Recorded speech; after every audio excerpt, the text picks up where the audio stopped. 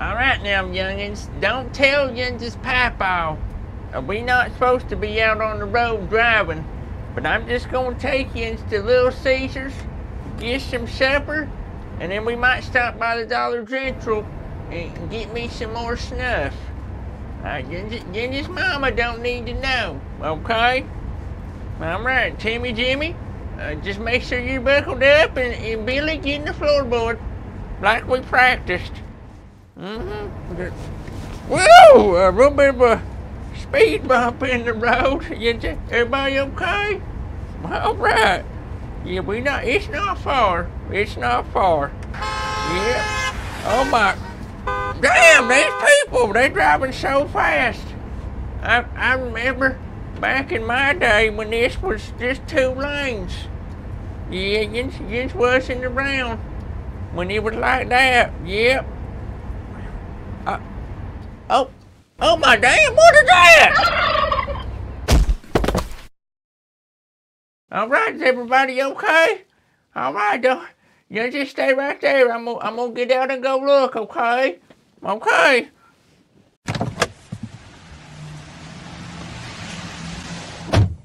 Timmy, Jimmy, buckle back up. We ain't gotta go to Little Caesars. We got a free meal.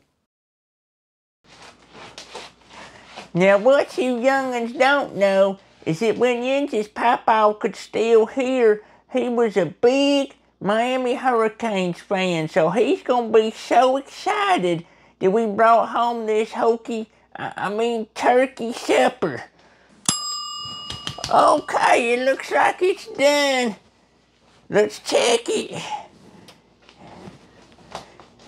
Now, Yins better eat all this. We don't waste nothing around here, okay?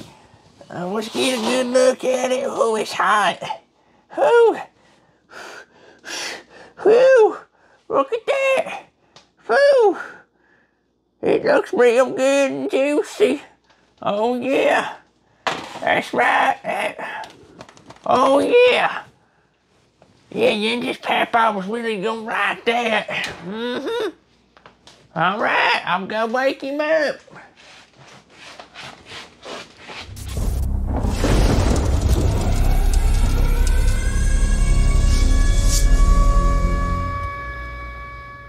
What's going on, Canes fans? Another week, another opportunity to remain undefeated. Both Miami and Virginia Tech playing their first ACC games of the season this Friday. That's right, a weekday game at night. Night. These give me the heebie-jeebies, but more on that in a moment. Before we dive into this preview and score prediction, I want to update you on my goal of hitting 25,000 subscribers by the end of the season. And honestly, what I mean is I just want to take a moment to say thank you. The amount of love so far this season has just been through the roof. And not even just from Canes fans, but the college football family in general. We've grown so much in the month of September, and it's been a huge surprise. Honestly, more than any September in college football history here on this channel. So as it sits right now, I'm at roughly 24,800. So that's 200 more to go before we hit the goal of 25K, and we'll do a big celebration as a thank you to you guys, maybe do some giveaways and stuff like that. And again, just shout out to everybody who has already been subscribed, and a huge welcome and thank you to everyone who's new here. I'm serious. Welcome to the family. Oh boy. Short weeks can be scary, right?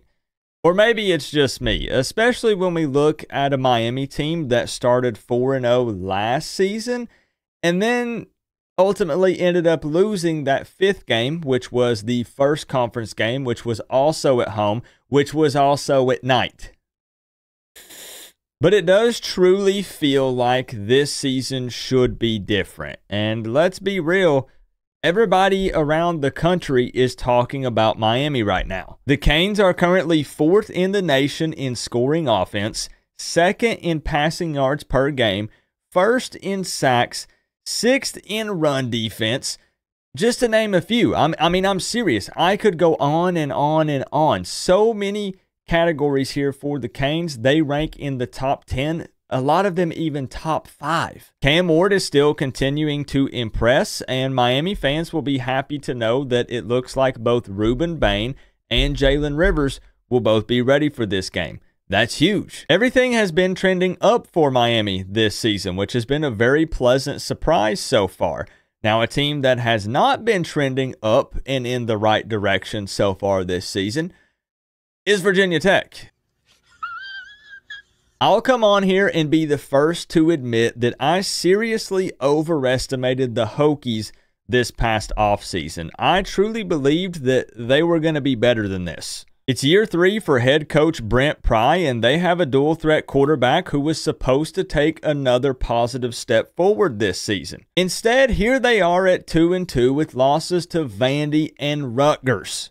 That's right, I said Vandy and Rutgers. Now go ahead and insert your 2023 bowl game jokes down below, but we're talking about 2024. We're talking about right now. Their quarterback Kyron Drones is just not playing with a lot of confidence right now. He's thrown for 765 yards, 4 touchdowns, and 3 interceptions. That puts him at a 59.8% completion percentage going into this game.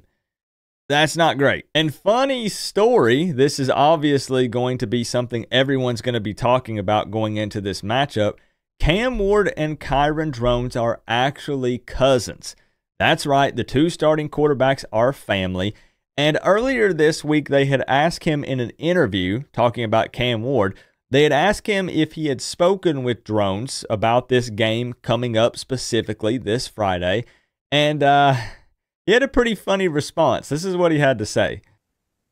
No? Okay. No, he know. So as you can see, Cam Ward is pretty locked in going into this one, and he's not putting up with any nonsense or BS. So who or what is to blame for Virginia Tech not meeting expectations so far this season? I have to say that it's certainly not their running back, who is easily the best offensive player on the field. And I'm really not even sure that you can point the finger at Drones. I'm just being real here. The bigger issue here seems to be Tyler Bowen's play calling on offense and just the team's overall lack of physicality at the line of scrimmage. And boy, let me tell you, it doesn't take a whole lot of searching and looking around to see that the fan base is getting pretty worried about their team. But let's take a quick look at the history between these two teams. Miami and Virginia Tech have faced off 40 times in total, with Miami leading the series 25-15. The Canes and Hokies had actually played every season from 1992 through 2022, and me personally, I'm glad that they're playing again after not meeting on the field last season. With that being said, their last meeting was 2 years ago, and Miami won that game 20-14. It was way too close for comfort. Let's also take a look at some average stats so far for both of these teams, and just keep in mind that around these numbers up or down respectively. So coming into this matchup, Virginia Tech average points per game at 30, Miami 52. Points allowed against them, Virginia Tech 23, Miami 10. Yards gained per game, Virginia Tech 380, Miami a whopping 605.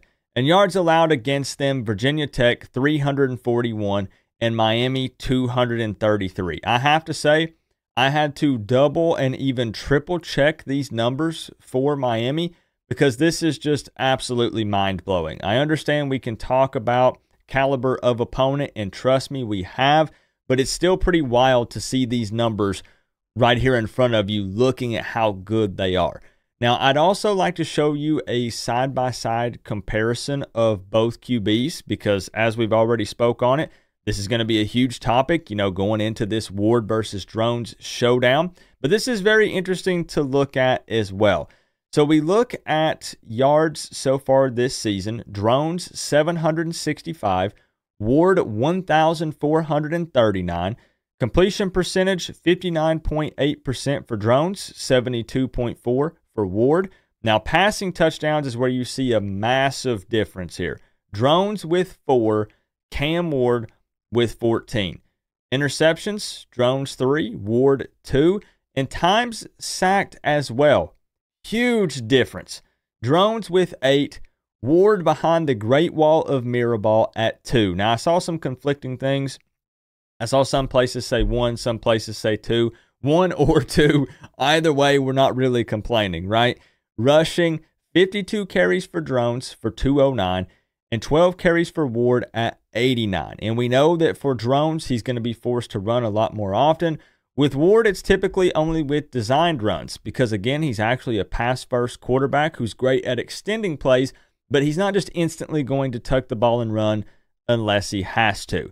Now, I don't really need to go any deeper than that as far as with these numbers, with the comparison. I think looking at this, the numbers speak for themselves, but I think it's fair to say that we shouldn't underestimate Drones and his ability to beat you with his legs. This guy does have some serious potential. I'll also give you 3 keys to a victory for both squads, and let's kick it off with the Miami Hurricanes. Coming in at number 1, continue to dominate the third quarter. This has sort of been Miami's thing this season, considering they've outscored opponents 59-3 during the third quarter. And obviously, I understand that you want to put big points up every quarter, but when you look at Virginia Tech in both losses, they made a big push in the second half of both of those games, both Vandy and Rutgers.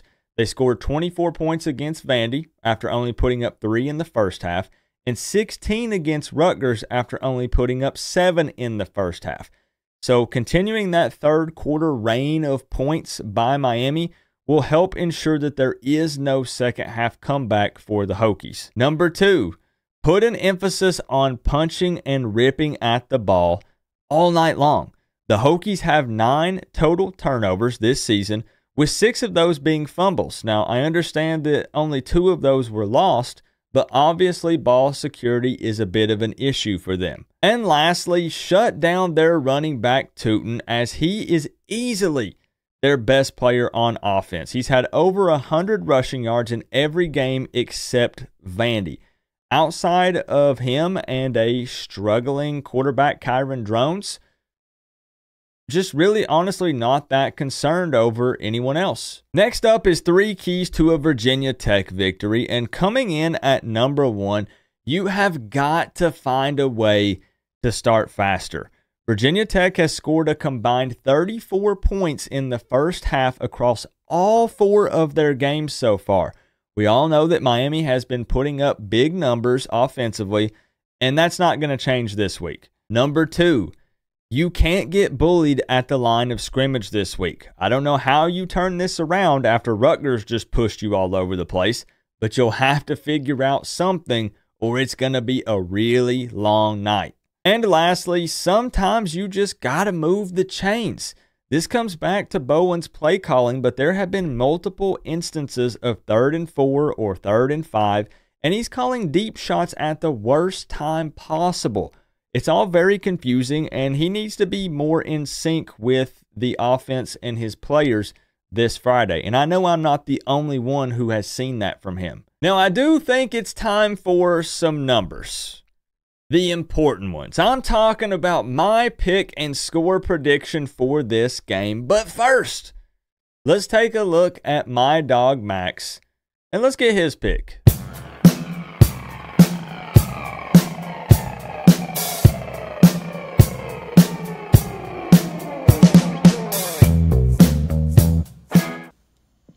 All right, guys, it's time for Max's pick. Oh, and I thought I saw a slight bit of hesitation, but he ends up choosing Miami. What a good boy. Here you go. We'll give him an extra one. Maxwell. There it is. So as you can see, I'm currently 4-0 with my picks, but Max is right behind me at 3-1. We track this every single week, and he had that one slip up with FAMU. You know, I don't know what he was thinking. It's his first season predicting games, and it looks like he's learned from his mistakes so far, but we'll see who's closer at the end of the season. Now, before I give my final score prediction for this one, because I do have some magic numbers in mind, I always like to take a quick look at the ESPN matchup predictor, which gives Miami a 90.2% chance of winning and Virginia Tech a 9.8% chance. When taking a look at FanDuel at the bottom of the screen here, they have Miami listed as an 18.5 point favorite, with the over-under coming in at 55.5 points. So I'm just going to be straight up with you. I actually have two score predictions sitting in front of me right now. And I really am torn on this. What I'm going to do is go with my gut here. And I'm going to give Miami 45. And the Virginia Tech Hokies